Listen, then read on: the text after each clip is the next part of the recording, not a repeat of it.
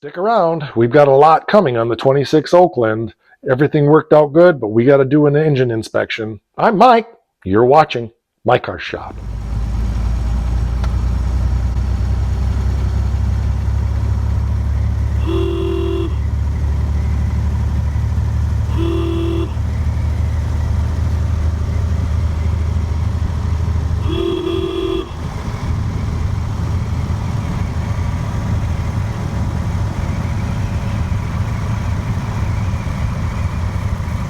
Okay, so I think our plan, well, first of all, we just drove it and the charging system isn't working, so that's a separate issue, not now.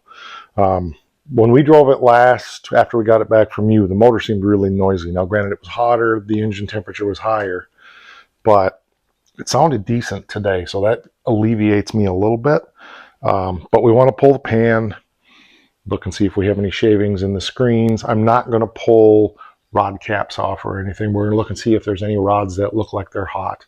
Obviously, if there's any piston pieces laying in the bottom of the oil pan, just check for sludge, and we'll physically wiggle, each of the rods and see if everything's good. That one particularly that the rod bolt had stretched on, I'm really concerned about. We want to look at that. So the place to start, I think, is get it jacked up and get it on the jack stands and go from there. So okay, so a 200-mile checkup. Yeah, that's pretty much it. 3 years or 200 miles, whatever comes first. Okay, good. All right.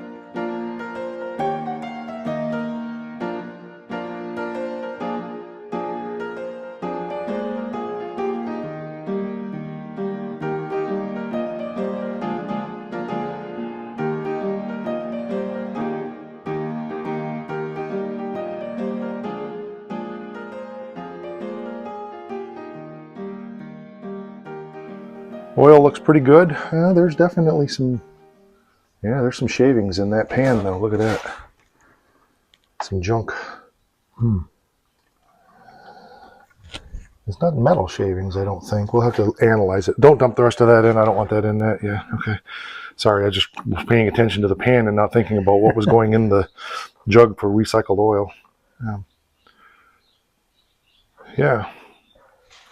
Is that water from the pan itself probably, or? The pan was dry. Okay. Huh, interesting. Oh, yeah, I see what you're talking about. This stuff here. Yeah.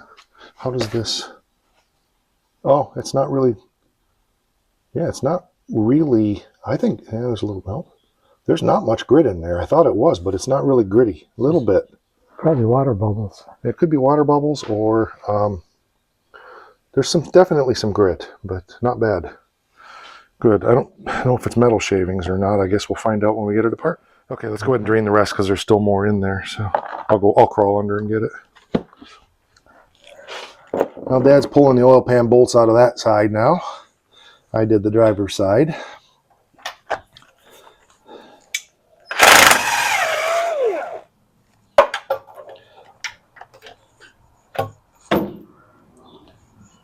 I can do these with this. Yeah, I kind of snaked it in there at an angle and got it, but if you need an extension, I can get you one. Oh, it's got it. Okay. They're not that tight, so I wouldn't be using the battery impact if I thought they were going to be tight. You need a new battery? Oh, that was me. Oh, okay.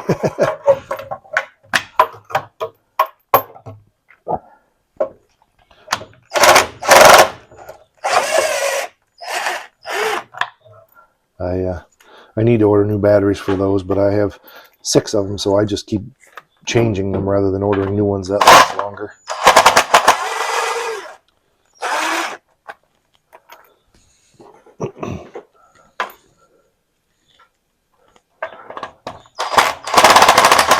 Camera's on.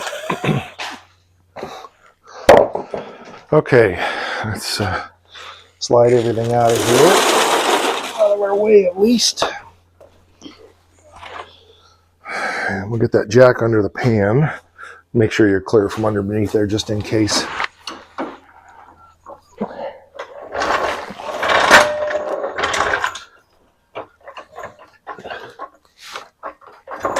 Does that look about centered?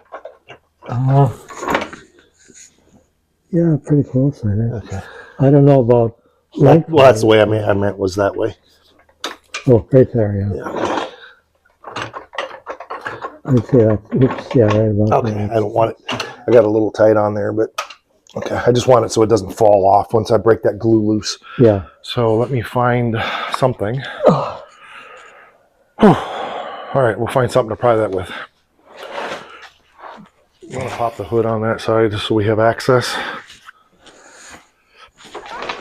Okay.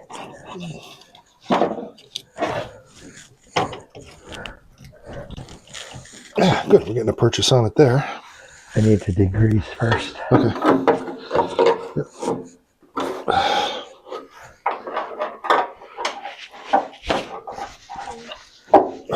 Got my hand stuck. Your hand? Yeah, I had my hand down in between the horn and the frame. Okay, I think if I tap on it right there, that's probably the best way to do it. So, kind of got the back corner loose.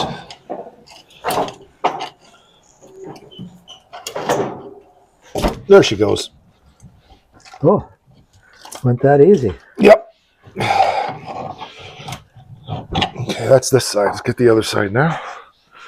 Yeah, I found a spot where I could pry against a bolt. Oh, This side may not be quite as easy. But once one side comes, the other side will. So,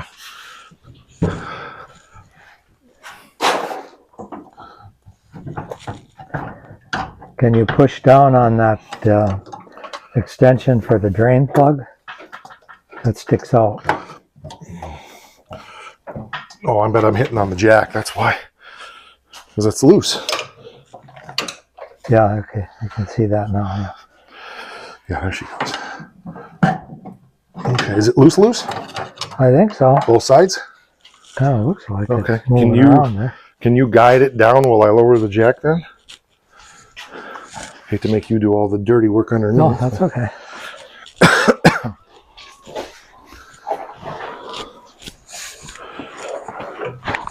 You ready? Okay. Whoops. Okay, hang on a minute. Yep, stuck a little bit, didn't it? Yeah. Okay.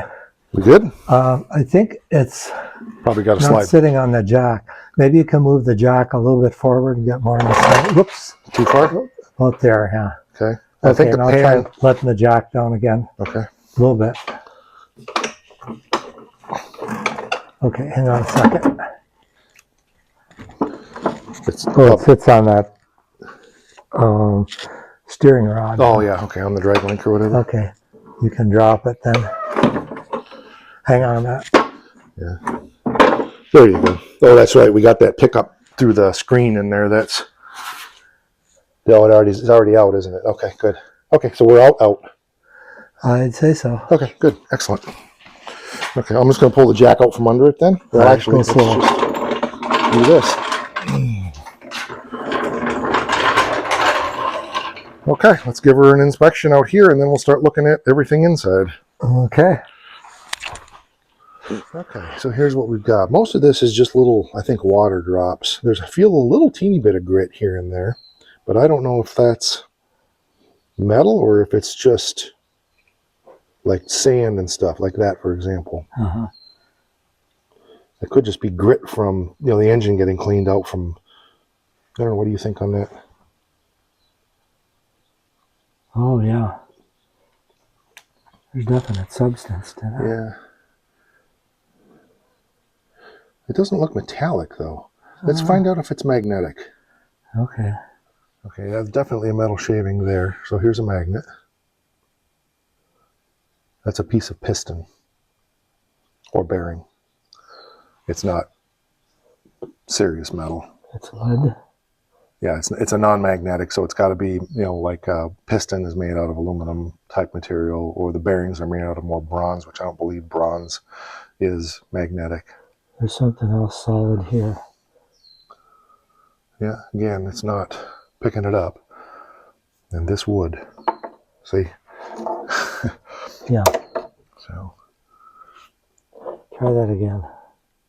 This one. Oh, this one here. Yeah, not magnetic at all. So Okay. doesn't mean it's not problems, but overall, unless there's stuff down in here we haven't seen yet, we won't know that until we clean up the sump on the pan. That looks, There's a big piece there. it looks like a piece of fingernail. It's not magnetic, but yeah, that's definitely, where is it? Okay, it's hard to see in the camera. Not sure what that is. Huh.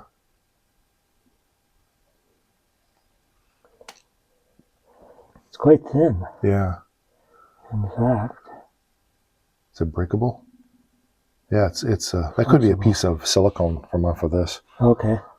Probably is. Oh, there's a piece of wire. Interesting. That's not from the motor. Oop. It didn't come with me. It went with you. Oh. Okay. I didn't get a hold of it, and oh well, it'll show up. I think we dropped it. Yeah. Yeah, there's more of that. That's probably the silicone from the, but yeah, we got a lot of grit up in here. A lot. Yeah. Yeah, there's a lot of grit there. But I don't know that any of it's magnetic. Yeah, we're not picking anything up magnetic wise, so cool. There's more there. Oh, that's the dimple for the screen. Yeah. Our screen job looks good. But yeah, we'll be curious to see. But I mean, anything that's got through those screens is obviously going to be very, very minute. So overall, that's promising looking. You know, I mean, for an engine that's not been run for 75 years to be that clean is not terrible. Yeah, there's more here. But... Yeah. One piece stuck. No, Oh, yeah. it didn't. Oh yeah, on the edge right here, one piece stuck okay. right there. Yep. So, okay, well, let's, next step is go under the car and see what it looks like. Okay, we got it draining out. There is a ton of sludge down in there, but that I expected. I mean, it's been, even though this is non-detergent oil, it's still from temperature, etc., loosening stuff up. So that's actually a good thing. So what does sludge consist of? It consists of oil that, well, wasn't changed often enough, and it just turns to sludge. I mean, it's like the distillation process of crude oil down to grease. Oh, okay. Yeah. Except obviously there's contaminants and all kinds of stuff in it. So, and I'm oversimplifying it, but that's, you know, crude oil comes out of the ground and then you break it into all kinds of components. But oil, as it sits for a long time and heats and cools and doesn't get changed properly, it starts sludging up. Yeah, and then it loses its lubricating qualities. Yeah. It can't penetrate. Right. Well, the pump can't pump it because it's, yeah, you know, it's like getting cholesterol in your blood. Yeah. Trying to pump pudding. Yeah, exactly. Okay. So we're getting her, I got a mouse in my pocket. We're getting it scrubbed up, cleaned up. The challenge is going to be under the screens, because when the screens weren't in there, it was easy to clean.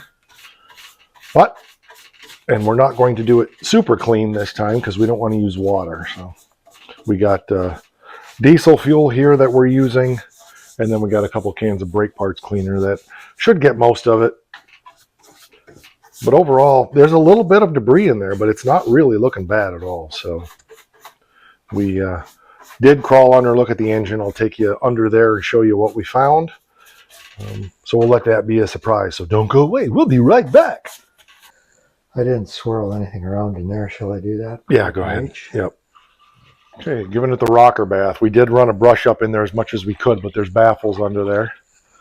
So just kind of swishing it back and forth, and then we'll change out the diesel and lather, rinse, and repeat.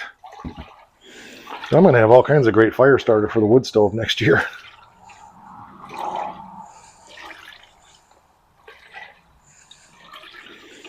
Back when I had my first shop out on Shimona Road. Yeah. I had a parts cleaner there, but I need to just make one. Watching my dad rock.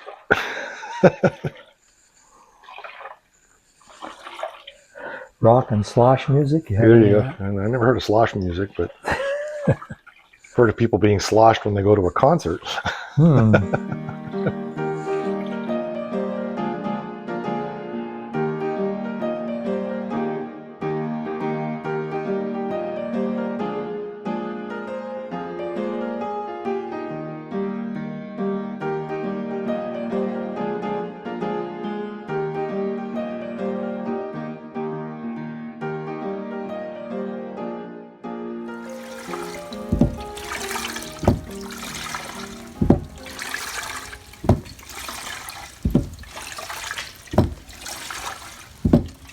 This cleanup illustrates why you wouldn't want to use detergent oil. All the sludge and junk that we're finding, that was in the oil. So after rocking and rolling for about half an hour, we just drained off the solvents, and this is all the sludge. And there's a lot of debris in there, grit. We think it's mostly stuff just from the engine cleaning up, from not being run for so long, fresh oil stirring things up, that kind of stuff. It does not feel to me like it is bearing material or anything like that. So that's my guess and as we looked at the bottom of the engine, and I'll take you over there, it looks a lot cleaner inside than it did. And this thing was just full of sludge. We cleaned as much as we could out. It's all on videos. But as we've been heating it up with fresher oil, it's slowly, I think, dissolving a lot of that sludge and sediment. So, yeah, we've got a game plan here, and we'll talk about that. So our plan is we're going to scrape the gaskets next, get all that silicone off of there, and then we're going to soak it with kerosene for a week until Dad can get back. Kerosene is a more aggressive solvent than diesel fuel. We're using diesel fuel currently. We don't want to use gasoline because of a safety issue. Gasoline is more aggressive, but we'll let it soak for a week, and that way any sludge or sediment that's in there can loosen up, and then we'll do this 1 or 2 more times with kerosene or diesel fuel next time. So might as well put it right in the bucket. Try not to dump the sludge in if you can. We can always hit some of that with a wire brush if we need to, but and we didn't use a real oil pan gasket. We did it new school way. A lot of modern engines don't actually have gaskets. They just glue them together with RTV. We did that. That was, 3 years ago? Never leaked a drop. Worked good. So we're going to lather, rinse, and repeat on that one. The main thing is this steel is thick enough so that it's not flexing. So when you tighten it down, you don't have to worry about squishing the RTV out completely and not getting a seal.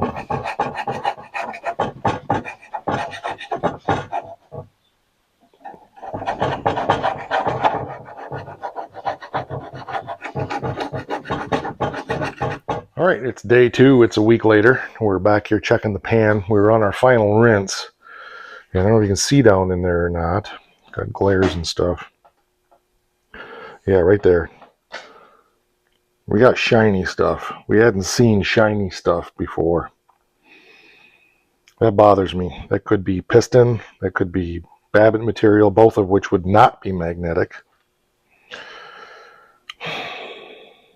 Yay. That's more than normal wear and tear. Something is not right. So we got to figure out where that's coming from. Because we could put this back together again. But if something is starting to come unglued, then we have issues. Seeing it in here also, it's like painting for gold, but there's a bunch of metal shavings down in there as I slosh this around. Just get glimpses of it. Okay, that means we got to spend some time under the car. Well, being as we had shavings in the pan, not much as I think about it, we decided to check some bearings. Considering the age and the mileage, that's not terrible, but we don't see any major galling or scoring or anything. But what we did find was one of the rod nuts was not tight. And we went through and we checked all 6 cylinders. The only one that was tight, like it should be, was number 6, which we had issues with way back, and I had took that one apart and checked it, and then we put it together properly and torqued it down. So I'm thinking what we're going to do is we're going to go through, because all of these had the same amount of play in them, 1 through 5, just a little teeny bit of play. We're thinking that maybe we got to just double check the torque on all of those rod nuts. But number 1 and number 6 both look just like this. Yeah, it's not great, but it's not anything that's catastrophic engine failure coming or anything like that. So considering the age and the mileage, and the 10 grand it's going to take to rebuild the motor, we're going to not do this at this point. Put some more miles on it. We've talked about possibly pulling the pan again even yet this year and seeing if those silver flecks continue to show up. It's possible that's historical debris and it was in the sludge. So we don't know, but I don't see any indication in the motor that anything is disintegrating. Nothing has been hot. Again, the 2 bearings that we've looked at are like this. So I'm obviously operating on the side of caution without overreacting to things at this point. We went through and checked number 6, and I showed you number 1. They look the same, no problems. But what we discovered in the process was 1 nut on 1 rod bolt was loose on cylinder number 1. And previously when we did this, we had 1 loose on number 6 that we took care of when we put this together the first time. We went through and pulled all of the cotter pins out on all cylinders. Number 1 was loose, as we mentioned. Number 3 also had 1 loose. Not terribly, but it definitely was not torqued to spec. So here's what I think. I suspect that this has been a part. Obviously, you can't have a 100-year-old car and not have somebody been into it at some point. And whoever worked on it, we know there's shims in the rods in one spot, and that's a common thing to get proper bearing clearances, to put a shim in the rod cap back in these days. That was recommended by Oakland. It's right in the book. So if you're not familiar with that process, you're not old. I suspect that whoever was in this at some previous point, whether they did rods, whether they inspected them, you can tell by the cotter pins, these were probably not professionally installed the way they were bent. They didn't have a torque wrench. They didn't torque things down properly. And over time, those nuts were just not torqued properly. So I'm guessing that number 1 probably was making a little bit of noise when this was running. We didn't check all of that before. We just quickly checked everything visually and checked to make sure there was no play in any of the rods, and there wasn't. So I suspect it's just not proper assembly. So we're going to go through, torque these down to spec with the torque wrench. I don't see any indication of bearings disintegrating. Number 1 and number 6 look good. I don't really want to mess with tearing apart the rest of it. Just minimal invasion. I just don't see anything that indicates that something is coming apart. If there was a lot of metal shavings being pumped through the system in this motor, we would see indications in those rod bearings, and I don't see anything like that at all. So our plan is, again, I try to be as low-key on this stuff as possible. My dad always told me, if it ain't broke, don't fix it. Don't take it apart. And he's here to confirm this. We're going to pull this thing apart again after another season, sometime next winter, and inspect everything again. So he's coming in now to defend himself. I'll just say your dad hasn't always taken his own advice. Yeah, I know. And he's heard about it from me, trust me.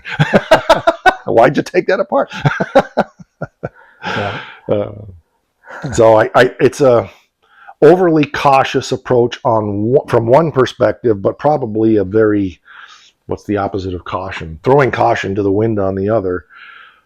It's a gut instinct experience thing that says, let's push it a little further.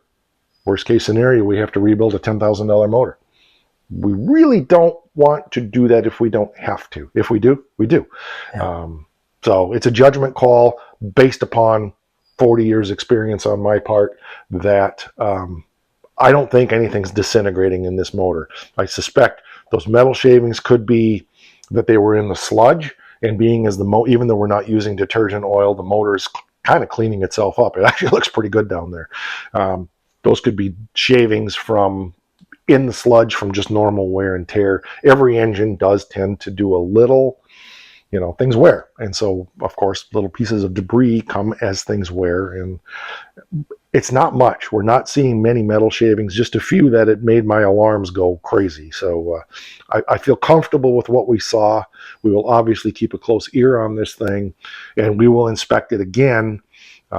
We've checked the oil filter with every oil change. We've done, what, 3 oil changes on this probably? I think so. Yeah, so we've changed the oil every 20 miles, whether it needs it or not.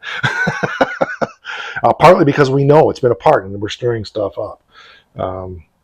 So anyway, that's where we're at. That's a long-winded thing, but I'm just trying to help you understand my thinking here, that we're trying to leave this engine unmolested as much as possible. Just a quick update.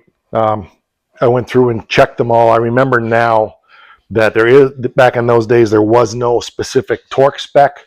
When I did this before on the number 6 that we had to work on, I think I did it to 40 foot-pounds. But the problem you've got is those are castle nuts with cotter pins through them also. So they're torqued right now between, depending on, how do I put it, to get the pin to go through the castle nut and through the hole that's in the rod bolt, they're torqued between 40 and 50. So all of them have new pins in them now. They're all torqued 40 to 50. Some of them were definitely looser than that. Some of them were down around 30. And of course, we had a couple that were actually loose. So we may hear a little bit less noise in the bottom end of this engine. I don't know. Everything looks good. I'm not checking the mains. Reason being is we always have good oil pressure on this motor. It's always around 30 pounds until it gets super hot. And that's just a matter of there's no oil cooler on this motor, and there's no coolant around the oil also. We've talked about putting an external cooler on this to keep that oil temperature down. That would keep that oil pressure from dropping as the motor gets hot. We may look into that further at another time. Right now, Dad's scraping all of the RTV off of the oil pan surfaces down there, and we're going to do a final clean on the pan, and then we'll be putting this back together again and firing it up after we put oil and change the filter. So we're putting her back together again. Dad's microphone is off. There we go. Putting her back together again. This is the 4th quart going in? 5th one. 5th one, okay. So that's 6 with the one that I put in the filter. So I take a whole quart? No, I put half in the engine and half in the filter. So yeah, I guess we're ready to set her down on the ground, make sure our level is decent, and I guess we'll fire it up, see what blows up. Well, there's been a lot happening. It runs great. It does sound different. I think there's a little bit less bottom end type noise in the motor. I'm hearing some other things I haven't heard before, but I don't think it's bottom end. One of the things that I don't know we talked about that happened on this is the generator has quit. It occurred to me that it's very possible that some noises we're hearing in this motor are coming from the timing chain, because we've never adjusted that since we put it back together again. We may end up having to pull it. I've got to do some research on the procedures for full fielding that generator to see if it's still outputting. We had it gone through 5 years ago, something like that, but doesn't mean that, stuff happens. So anyway, I apologize that we didn't get any more video footage, but it was just a lot happening, and Dad needed to get going and I need to get going. It's running good. We took it for about a 6-mile drive, something like that. It was out of gas, so we had to run and get gas because we weren't expecting that. So it's just been really fast and furious.